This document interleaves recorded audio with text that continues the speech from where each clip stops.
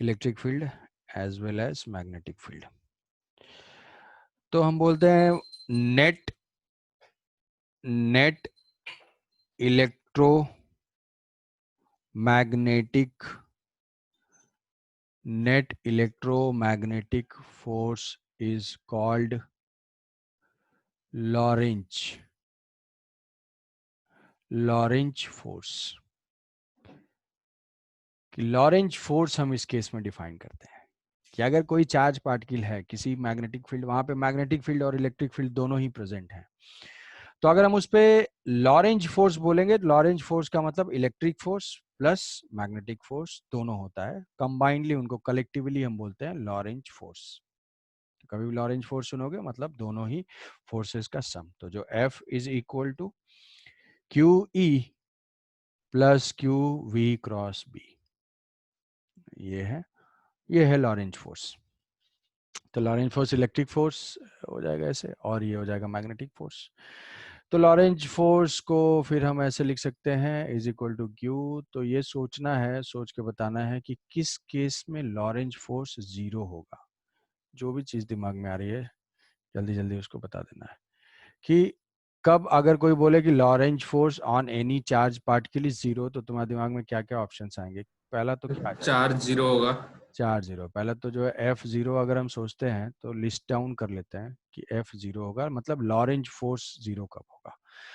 When q is equal to zero, मतलब neutral particle है, neutron neutron अगर है तो जीरो हो गया। उसके अलावा ई और बी जीरो। हाँ, electric field and magnetic field एक साथ जीरो हो जाए, दोनों एक साथ जीरो हो जाए, और नहीं and electric field and magnetic field is zero. और कुछ? सर वेलोसिटी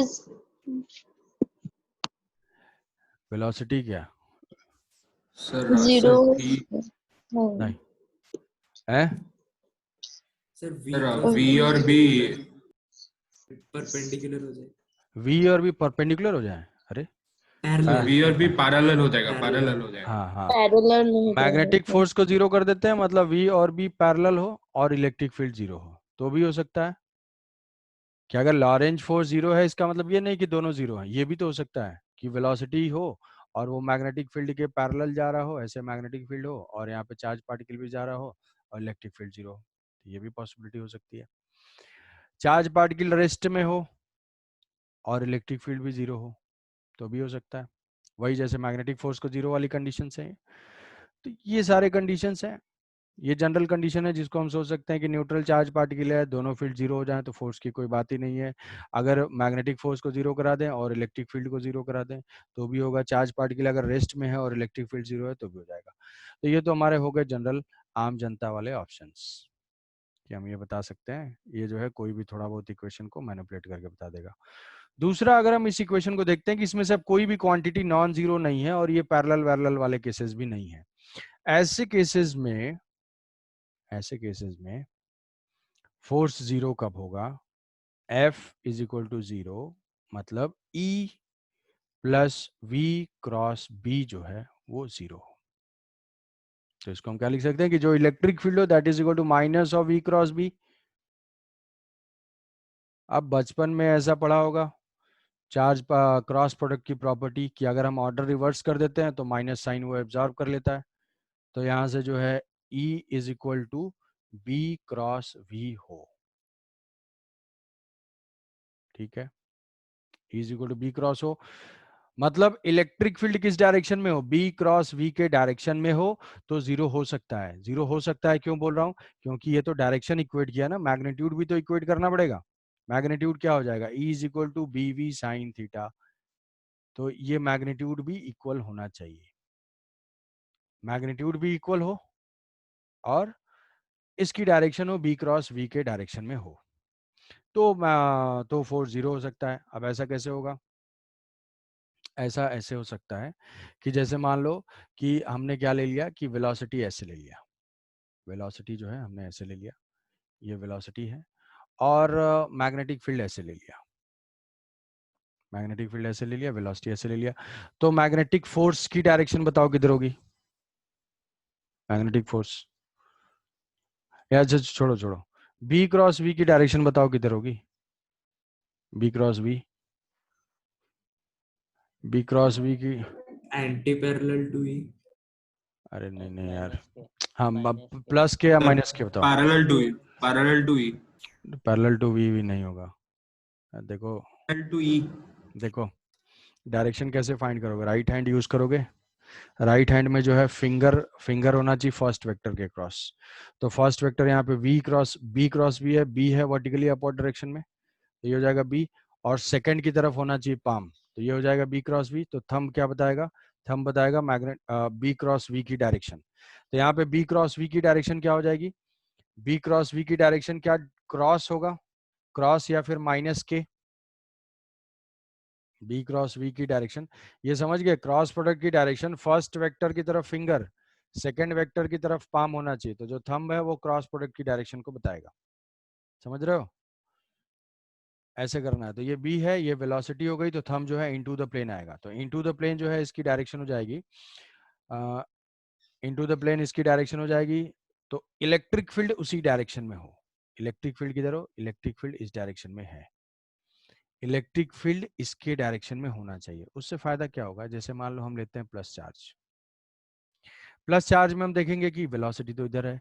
अब इसके ऊपर क्या है, नेट इलेक्ट्रोमैग्नेटिक फोर्स जीरो है, नेट इलेक्ट्रोमैग्नेटिक फोर्स जीरो है, तो पॉजिटिव चार्ज के ऊपर इलेक्ट्रिकल फोर्स किधर होगा, जिधर इलेक्ट्रिक फील्ड होगा, तो ये हो जाएगा इलेक्ट्रिकल फोर्स। मैग्नेटिक फोर्स किधर होगा, v क्रॉस b के डायरेक्शन में, q v क्रॉस b। तो अब देखो वेलोसिटी फर्स्ट है, b इधर है, तो मैग्नेटिक फोर्स जो है इधर आएगा, मैग्नेटिक फोर्स इधर आएगा, और ये दोनों कैंसिल हो जाएंगे, और नेट फोर्स रहेगा इस पे जीरो। समझे। सर और एक बार। यहां से जो है बी क्रॉस वी के डायरेक्शन में हमने इलेक्ट्रिक फील्ड ले लिया, तो ये जो है बी क्रॉस वी, बी है ये फर्स्ट वेक्टर, और वेलोसिटी है सेकंड वेक्टर। तो हम बी क्रॉस वी की डायरेक्शन फाइंड करते हैं, बी है अपवर्ड, वी है इधर, पाम राइट हैंड यूज करना है, पाम, तो इनटू द प्लेन आएगा थंब, मतलब इलेक्ट्रिक फील्ड इस डायरेक्शन में है। अब ऐसा करने से क्यों जीरो हो रहा है, ऐसा करने से जीरो इसलिए हो रहा है क्योंकि इलेक्ट्रिक फील्ड के वजह से ये है इलेक्ट्रिकल फोर्स, और वी मैग्नेटिक फोर्स किधर होगा, मैग्नेटिक फोर्स याद करो, B is equal to q v cross B. तो V क्रॉस बी की डायरेक्शन देखो राइट हैंड यूज करो, थंब आ जाएगा इधर। तो ये दोनों फोर्सेस क्या है, एंटी पैरेलल है, तो अगर इनके डायरेक्शन अपोजिट है और मैग्नीट्यूड अगर हम इक्वल कर देते हैं तो वो क्या हो जाएगा, एक दूसरे को कैंसिल आउट कर जाएंगे, नेट लॉरेंज फोर्स जीरो होगा। आई बात समझ में। Yes sir. तो यहाँ से मान लो हमें ऐसे ऐसे कॉम्बिनेशन दिए हुए हैं, देखो इसमें क्या पूछा जाएगा, हमें ये समझ में आ गया कि लॉरेंज फोर्स कब जीरो होगा, लॉरेंज फोर्स कब जीरो होगा। यहाँ से हम ऐसे एज्यूम करते हैं कि हमें चॉइस दी हुई है, ठीक है, ऐसा जो है, ऐसा मैग्नेटिज्म के एडिशनल एक्सरसाइज में भी क्वेश्चन है एनसीईआरटी में, और वहाँ से क्वेश्चन उठा के जेई मेन वगैरह में, जेई एडवांस में वो क्वेश्चन पिक करके उसके ऊपर क्वेश्चन बनाया गया था। तो जैसे मान लो ऐसे जेई एडवांस में क्वेश्चन बन गया था उसके ऊपर मैट्रिक्स मैच टाइप का, कि ऐसे बहुत सारे हमारे कोऑर्डिनेट सिस्टम गिवन है, ठीक है, ये जो है ये कोऑर्डिनेट सिस्टम है रेक्टेंगुलर, ये एक्स वाई और जेड है, ऐसे ऐसे मान लिया कि 3 पॉसिबिलिटीज हमें ऐसे गिवन है, रैंडमली हम इसमें से किसी एक के लॉन्ग जो है ऐसे ले लेते हैं कि ये वेलोसिटी है, इधर मैग्नेटिक फील्ड है, इधर इलेक्ट्रिक फील्ड है, यहाँ पे जो है इलेक्ट्रिक फील्ड है, यहाँ पे मैग्नेटिक फील्ड है, इधर वेलोसिटी है, और यहाँ पे मैग्नेटिक फील्ड है, इधर जो है वेलोसिटी है, और यहाँ पे ये तो सेम होगा, नहीं ठीक है चलो इलेक्ट्रिक फील्ड है। तो इसमें से कौन से ऑप्शन में नेट लॉरेंज फोर्स जीरो होने के चांसेस हैं, चांसेस की इसलिए बात कर रहे हैं हम लोग क्योंकि हमें तो डायरेक्शन से चेक कर रहे हैं ना, तो किस किस ऑप्शंस में फोर्स लॉरेंज फोर्स जीरो होने के चांसेस हैं, ये बताना है। C, B, C sir B B B, third, अच्छा श्रीमय का सी आंसर है बी। थर्ड, श्रीमय का आंसर है थर्ड, कोई बी भी बता रहा है, और sir B. D, B B. First या सेकंड थर्ड कौन सा, बी। सेकेंड ये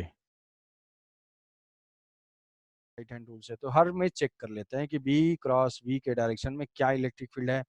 तो फर्स्ट में अगर बी लेते हैं तो ऐसे हॉरिजॉन्टल, और पाम के डायरेक्शन में वेलोसिटी, तो थंब जो है इस डायरेक्शन में पॉइंट आउट करेगा।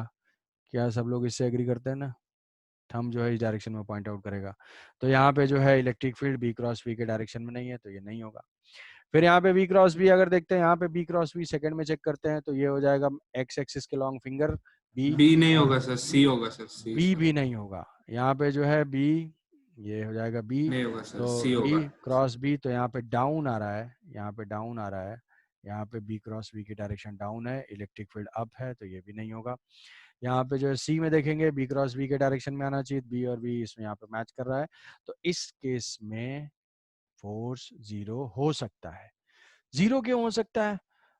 क्योंकि डायरेक्शन तो अपोजिट है, डायरेक्शन अपोजिट है। यहाँ पे जो इलेक्ट्रिक फील्ड है वो बी क्रॉस बी के डायरेक्शन में है। अब क्या कंडीशन होनी चाहिए कि ये जीरो होगा? तो यहाँ पे लिखा हुआ है कि बी क्रॉस बी जीरो होने का मतलब क्या, electric field is equal to B B sine theta. Sine theta is the angle between magnetic field and velocity. यहाँ पे 90 डिग्री पुट करोगे, तो अगर E is equal to B into v है, ये कंडीशन सेटिस्फाई होती है, तो नेट फोर्स जीरो होगा। समझ गए? Yes sir. देखो भाई, डाइजेस्ट करो, डाइजेस्ट करो आराम से। लॉरेंज फोर्स जीरो, तो इलेक्ट्रिक फील्ड अगर बी क्रॉस बी के डायरेक्शन में है, तो वहां पे फोर्स जीरो होने के चांस है। चांस इसलिए बोला जा रहा है क्योंकि केवल डायरेक्शन हम देख रहे हैं, अभी मैग्नीट्यूड भी इक्वल होना चाहिए, तो श्योर शॉट जीरो हो जाएगा। ठीक है, श्योर शॉट जीरो हो जाएगा ये। तो यहाँ से इसी प्रिंसिपल का यूज करके एक डिवाइस बनती है जिसको हम बोलते हैं वेलोसिटी सेलेक्टर। अब ये डिवाइस जो है, इसकी डिटेलिंग डायग्राम वाइग्राम जो है वो एनसीईआरटी में है। इसी प्रिंसिपल का यूज करके एक डिवाइस है जिसका नाम है वेलोसिटी सेलेक्टर। नाम से ही समझ में आता होगा कि ये जो है वेलोसिटी सेलेक्ट करता होगा। वेलोसिटी सेलेक्ट करने का मतलब क्या है? ये कुछ पर्टिकुलर काइनेटिक एनर्जी सेलेक्ट करता है। काइनेटिक एनर्जी सेलेक्ट करने का मतलब है कि जैसे मान लो कोई न्यूक्लियर रिएक्शन कराना है, उस न्यूक्लियर रिएक्शन में मान लो ये न्यूक्लियस है, तो मान लो कि हमें न्यूक्लियर फ्यूजन रिएक्शन कराना है, तो कुछ उसमें न्यूक्लियर फ्यूजन में न्यूट्रॉन आके यहाँ पे टकराते हैं, तो उस न्यूट्रॉन के पास कुछ एनर्जी होनी चाहिए। जो एनर्जी होनी चाहिए मान लो कि है, मान लो कि हमें चाहिए 10 मीटर पर सेकेंड वेलोसिटी का। अब ये न्यूट्रॉन मिलते कहाँ से हैं? रेडिएक्टिव प्रोसेस से। तो हमारे पास ये रेडिएक्टिव सैंपल है, आराम से सोचो बिना किसी टेंशन के, ये कोई रेडिएक्टिव सैंपल है। तो यहाँ से अगर ये न्यूट्रॉन्स निकल रहे हैं, तो सारे न्यूट्रॉन 10 मीटर पर सेकेंड वाले तो होंगे नहीं। वहां से कुछ जो है 9 मीटर पर सेकेंड के भी होंगे, और कुछ 11 मीटर पर सेकेंड के भी होंगे। तो हमें डिजायर्ड है कि यही वेलोसिटी चाहिए, तो हम ये वेलोसिटी सेलेक्टर यूज कर लेते हैं। अब ये वेलोसिटी सेलेक्टर कैसे काम करता है? वेलोसिटी सेलेक्टर ऐसे काम करता है कि एक ऐसा ट्यूब टाइप का, डक्ट टाइप का होता है। इस डक्ट में यहां से जो है चार्ज पार्टिकल एंटर करता है, इस डक्ट में चार्ज पार्टिकल ऐसे एंटर करता है, और मैग्नेटिक फील्ड किसी डायरेक्शन में है। मान लिया कि यहाँ पे मैग्नेटिक फील्ड डॉट है, मैग्नेटिक फील्ड ध्यान से देखना, मैग्नेटिक फील्ड डॉट है, मैग्नेटिक फील्ड जो है डॉट है। अच्छा, वैसे जो है ना, वैसे यहाँ पे एक टेक्निकली एक एक चीज गलत हो गई है। यहाँ पे एक चीज टेक्निकली गलत बोल दिया। क्या बोल दिया है? न्यूट्रॉन, न्यूट्रॉन की सेहत पे कोई असर पड़ेगा?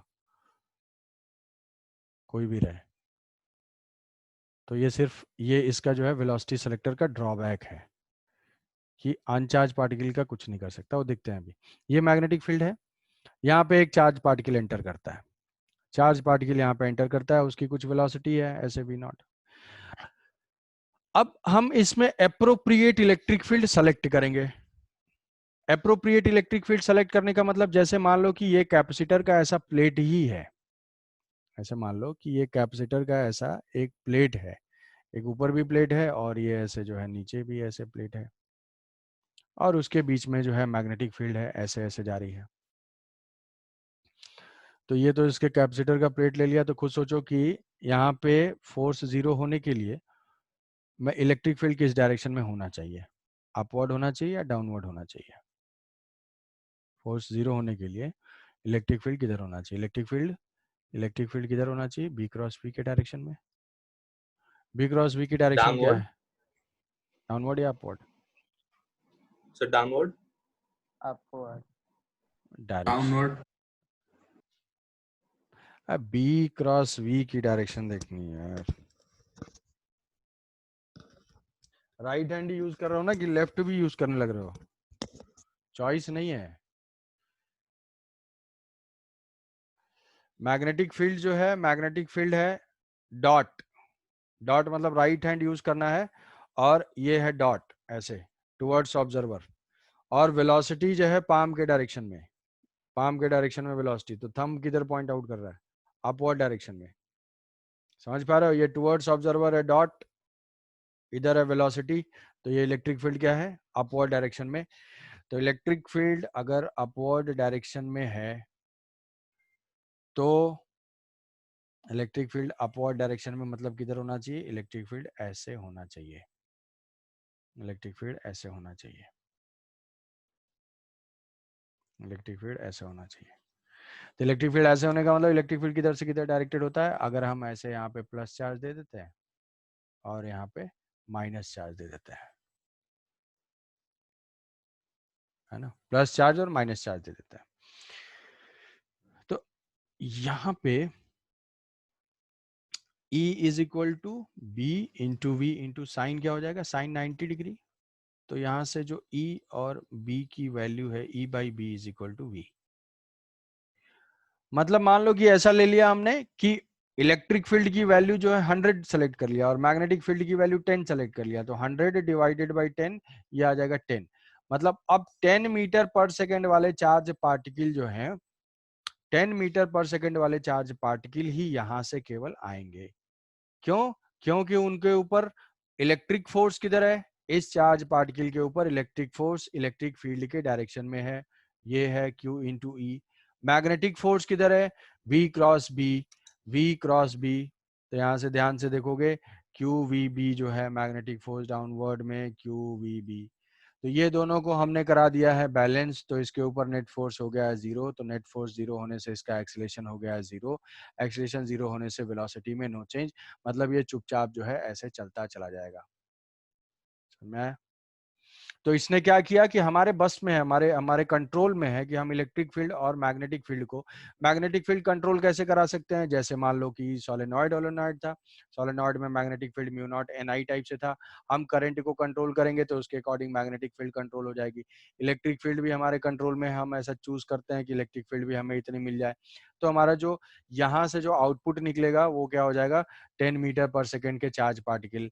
तो मान लो अगर ऐसा बोला जाए कि यहाँ पे 3 चार्ज पार्टिकल एक साथ चले थे, यहाँ पे 3 चार्ज पार्टिकल एक साथ निकले, ये डॉट है और ये है, 3 चार्ज पार्टिकल थे, चार्ज पार्टिकल नंबर 1 के पास थी वेलोसिटी 9 मीटर पर सेकेंड, और 2 के पास थी वेलोसिटी 10 मीटर पर सेकेंड, और 3 के पास वेलोसिटी थी 11 मीटर पर सेकेंड। तो इन दोनों का क्या हुआ, ये दोनों किधर गए, अपवर्ड डाउनवर्ड, कौन किधर गया, क्या होगा, जल्दी बताओ भाई।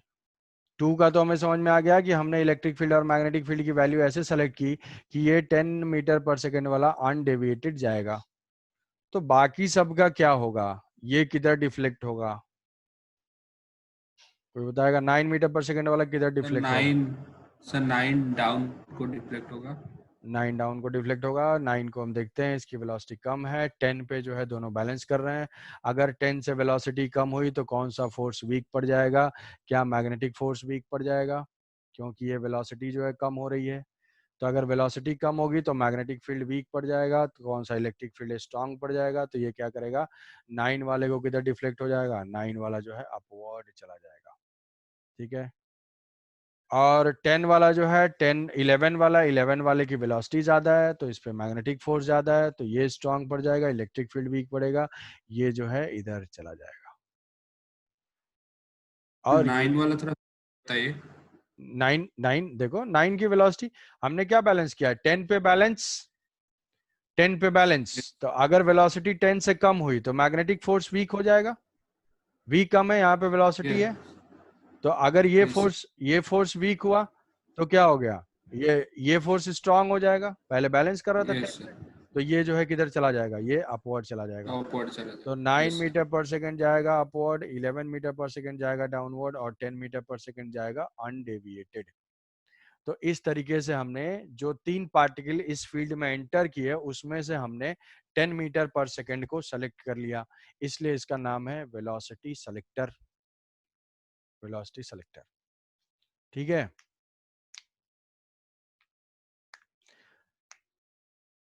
तो वो सिलेक्शन हम ऐसे कर लेते हैं, तो तुम्हें इसमें क्वेश्चन आ जाएगा। ये भी आ सकता है कि ऐसे ऑपरेटर्स डायग्राम में ये चीज़ जो है एनसीईआरटी में भी इसकी फंक्शनिंग दी हुई है कि ये चार्ज एक्सीलेटर की तरह से एक्ट कर सकता है। तो एक चीज़ यहाँ पे मैं भूल गया था जी, जैसे यहाँ पे ये न्यूट्रॉन अगर हम लेते हैं, तो न्यूट्रॉन क्या है, न्यूट्रॉन तो अनचार्ज पार्टिकल है। तो अनचार्ज पार्टिकल के सेहत के ऊपर कोई भी असर ही नहीं पड़ेगा, मतलब 9 मीटर पर सेकेंड पे वैसे ही कोई फोर्स नहीं लगेगा, कोई पूछेगा ही नहीं इसको। 9 वाला भी ऐसे ही चला जाएगा, 10 वाला भी ऐसे चला जाएगा, और 11 वाला भी ऐसे ही चला जाएगा। तो अगर ये चार्ज पार्टिकल, ये जो है इस वेलोसिटी सेलेक्टर का ड्रॉबैक है कि अनचार्ज पार्टिकल फॉर एग्जांपल न्यूट्रॉन्स के लिए ये वर्क नहीं करता है, ठीक है। ये जो है न्यूट्रॉन्स के लिए जो है वर्क नहीं करता है, केवल चार्ज पार्टिकल के लिए वर्क करेगा। तो ये था हमारा वेलोसिटी सेलेक्टर का प्रोग्राम, समझ गए?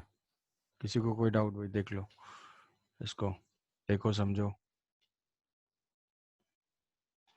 कि हमने क्या किया। लॉरेंज फोर्स 0 कराया, लॉरेंज फोर्स 0 कराने से हमारे पास ये कंडीशन है is equal to B cross B. तो is equal to B cross B के ऊपर मैंने तुम्हें 2 क्वेश्चन बताए, एक क्वेश्चन ऐसा दिया हुआ होगा, ऑप्शंस में दिए हुए होंगे, वहां से बताना होगा कि किस केस में जो है 0 हो सकता है। दूसरे टाइप का क्वेश्चन क्या आ सकता है कि भाई कैसे कब कब लॉरेंज फोर्स 0 हो सकता है, तो हमारे ये सारे ऑप्शंस हैं, ये सारे ऑप्शंस अब उसमें से हम यहाँ पे वेरीफाई कर पा रहे हैं। उसके बाद फिर इसका लॉरेंज फोर्स 0 करने का एक एप्लीकेशन है, that is velocity selector. Velocity selector का क्या पर्पस है, it selects the charge particle with a given amount of या given kinetic energy. It selects the charge particle of a given kinetic energy और given velocity. तो हमारा target होगा हम लोग जो है ऐसे सेलेक्ट करेंगे electric field and magnetic field, so that कि हमें डिजायर्ड वेलोसिटी ही यहाँ से आउटपुट में मिले। उसके अकॉर्डिंग हमने ऐसे ऐसे एडजस्ट कर दिया। ऐसा एडजस्ट करने के बाद ये हमें मिल गया। अब इसमें जो है पॉसिबल क्वेश्चन ये भी देख लिया कि अगर किसी की वेलोसिटी कम होगी, किसी की वेलोसिटी ज़्यादा होगी, तो वो किस डायरेक्शन में डिफ्लेक्ट होंगे, तो वो सारा हो गया। इसका मैग्नीट्यूड कितना होना चाहिए, वेलोसिटी का magnitude E divided by B होगा, वही जो है केवल अनडेविएटेड जाएगा। और इसका ड्रॉबैक भी देख लिया कि यहाँ से जो है हम इसको चार्ज पार्टिकल, अब डिजायर्ड जो है ना, डिजायर्ड में हमें बस गिवन अमाउंट में से ही सेलेक्ट कर सकते हैं। अब एक ड्रॉबैक ऐसा भी हो सकता है कि अब मतलब ये काइनेटिक एनर्जी को इंक्रीज नहीं करता है, मतलब ये एक्सेलरेटर नहीं है, ये सिर्फ क्या करता है, सेलेक्ट करता है। तो ये चार्ज पार्टिकल न्यूट्रल पार्टिकल्स का कुछ नहीं कर पाएगा, इससे हम एक्सेलरेट नहीं करा सकते। ये सब छोटे मोटे ऐसे ड्रॉबैक जो है लिखे जा सकते हैं वेलोसिटी सेलेक्टर के। आई बात समझ में? क्यों भाई, आगे चलें? सेलेक्टर, ठीक है। तो अब एक और ये जो है लॉरेंज फोर्स का जो है लास्ट टॉर्चर, लॉरेंज फोर्स का last torture. Shreyansh,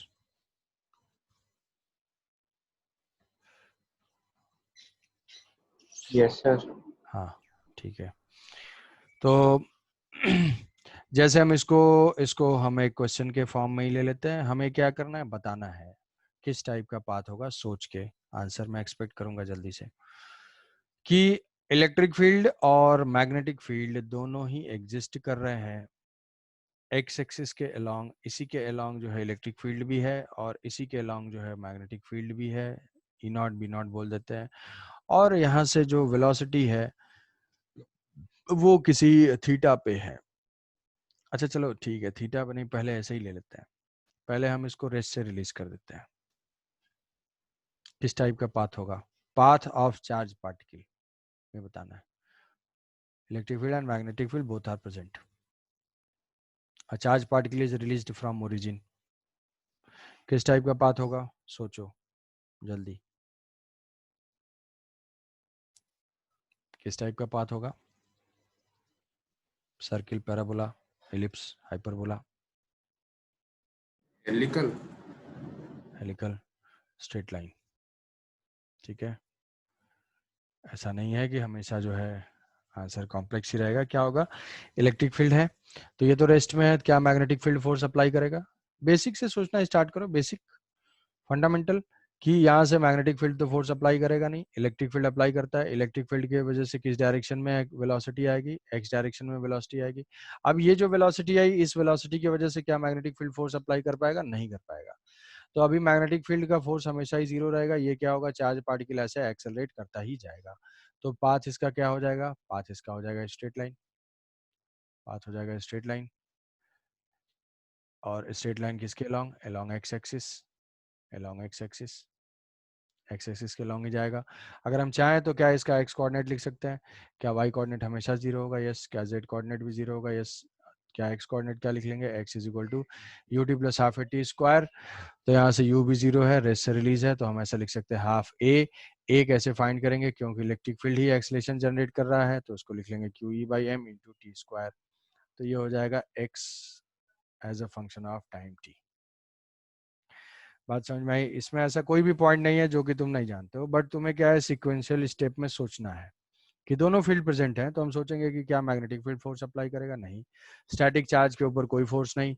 electric field force apply करेगा, जिसके वजह से एक्सलेशन आएगा, उसके वजह से वेलोसिटी गेन करेगी। अब वो वेलोसिटी भी मैग्नेटिक फील्ड के पैरेलल ही है, तो फोर्स उसका जीरो ही रहेगा। फोर्स जीरो रहेगा मैग्नेटिक फोर्स, तो सिर्फ इलेक्ट्रिक फोर्स की वजह से वो एक्सलेट करता हुआ चला जाएगा अलॉन्ग द स्ट्रेट लाइन। तो अब अननेसेसरी फिर इसमें कुछ पूछने की जरूरत है नहीं कि अगर किसी वेलोसिटी से ऐसे प्रोजेक्ट करेंगे तो भी कहानी क्या रहेगी? सेम ही रहेगी। इलेक्ट्रिक फील्ड और मैग्नेटिक फील्ड अगर उसी डायरेक्शन में हो तो वेलोसिटी जो है उसकी सेम ही रहेगी ऐसे।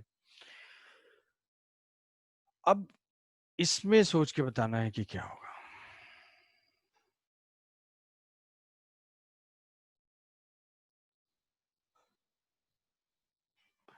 देखो, ये दो चार जो है ना, यही दो चार स्टैंडर्ड केसेस हैं, स्टैंडर्ड एनालिसिस है। उसमें तुम्हें बहुत पैनिक होने की कोई जरूरत नहीं कि अरे क्या चल रहा है भाई, ये तो कुछ भी कहीं भी फेंक दे रहे हैं। ऐसा नहीं है, कुछ स्टैंडर्ड है, कहीं से कहीं भी फेंका जा सकता है, बट हम कुछ ही चीज़ों को मैथमेटिकली एनालाइज कर पाते हैं। ऐसा है, इलेक्ट्रिक फील्ड और मैग्नेटिक फील्ड दोनों क्या है? दोनों इसी एक्सिस के अलोंग है, X axis and Y axis, and ये जेड एक्सिस। तो बताओ भाई, अब यहाँ पे किस टाइप का पाथ होगा? किस टाइप का पाथ होगा?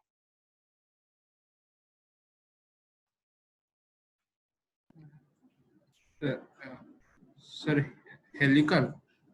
हेलिकल, अच्छा, helical. Sir uniform velocity zero है? नहीं, वेलोसिटी जीरो नहीं, वेलोसिटी वी नॉट है, वी नॉट है, वेलोसिटी जीरो नहीं है, विथ इंक्रीजिंग पिच। हाँ हाँ, सही है आंसर। यहाँ पे वैसे ही एनालाइज करेंगे जैसा प्योर मैग्नेटिक फील्ड में कर रहे थे। प्योर मैग्नेटिक फील्ड में क्या कर रहे थे कि यहाँ पे देखो वेलोसिटी को रिजॉल्व किया था, वेलोसिटी आ गई थी V naught cos theta, V naught cos theta perpendicular हो गई थी ये V naught sine theta. Electric field जो है इसी डायरेक्शन में है और मैग्नेटिक फील्ड भी इसी डायरेक्शन में है।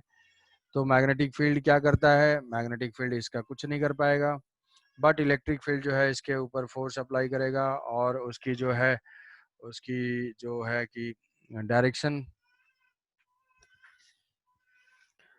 ये जो है इसका कुछ नहीं कर पाएगा मैग्नेटिक फील्ड, तो ये इसी डायरेक्शन में मूव करेगा। तो सिर्फ मैग्नेटिक फील्ड होता तो ये होता helical path with uniform pitch.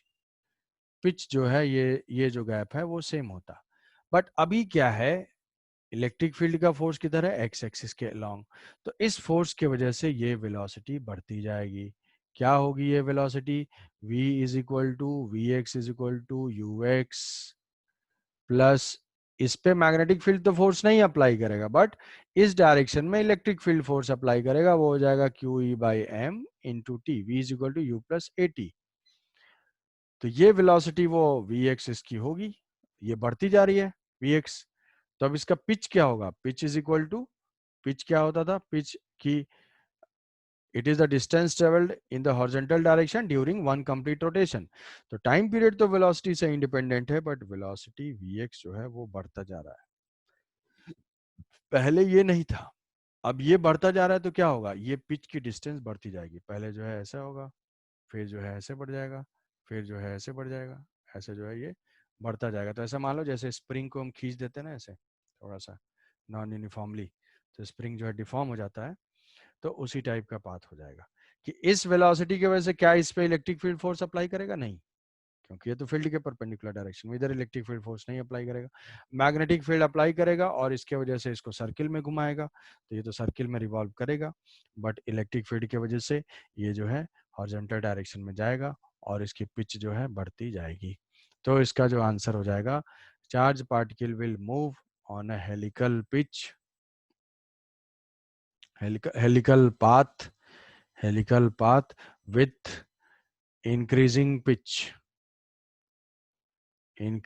pitch और नॉन यूनिफॉर्म पिच। आई बात समझ में? Helical path with non uniform pitch, क्यों बताओ भाई